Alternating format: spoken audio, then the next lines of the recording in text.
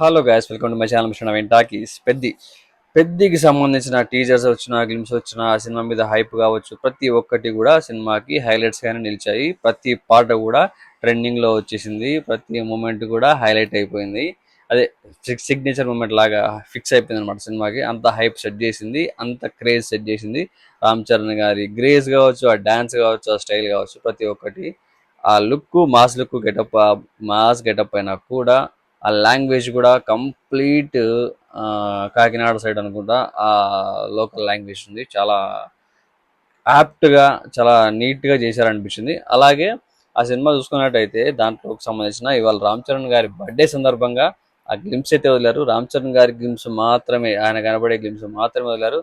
నాకైతే ఈ గ్లిమ్స్ బాగుంది, కానీ ఆ బీజిఎం అసలు ఎక్కడ దానికి తగిన ఆ ఎలివేషన్ కు, బాడీకి, ఆ చూపించిన విధానానికి దానికి తగినట్టుగా బీజిఎం ఏదో టిక్ టిక్ టిక్ అని వస్తుంది, కానీ అది పెద్దగా అనిపించలేమో నాకు అనిపించింది. దానివల్ల ఎక్కడో లో అనిపించింది, కానీ అదర్వైజ్ ఆ లుక్ అద్భుతంగా ఉంది. బాడీ ట్రాన్స్ఫర్మేషన్ బీభత్సంగా ఉంది.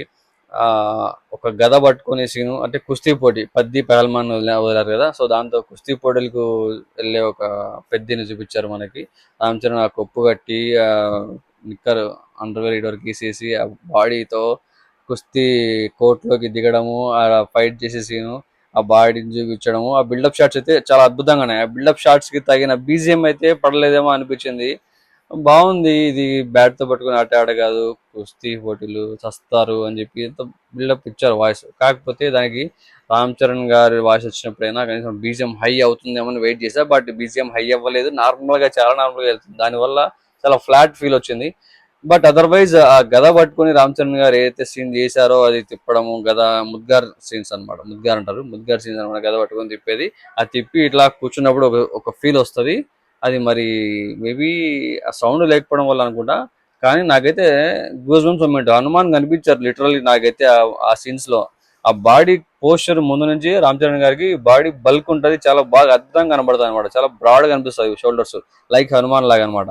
సో నేను అదే విధంగా ఎక్స్పెక్ట్ చేశాను, అదే విధంగానే కనిపిస్తుంది అనమాట. అంత బాగా చూపించారు, కానీ బీజిఎం ఎందుకు ఇట్లా పెట్టారు అని నాకైతే అనిపించింది. అది కొంచెం బాగుంటే ఎలివేషన్ ఇంకా బాగా అద్భుతంగా ఉండేది.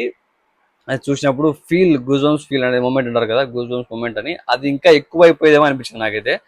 ఇప్పుడైతే చాలా నార్మల్గా వెళ్ళిపోయింది. బట్ ఓకే, మరి సినిమాలో ఇదే మ్యూజిక్ ఉంటుందో ఆ సీన్స్ కి, లేకపోతే ఇంకా మంచి ఎలివేషన్ బీజిఎం ఉంటుందో చూడాలి.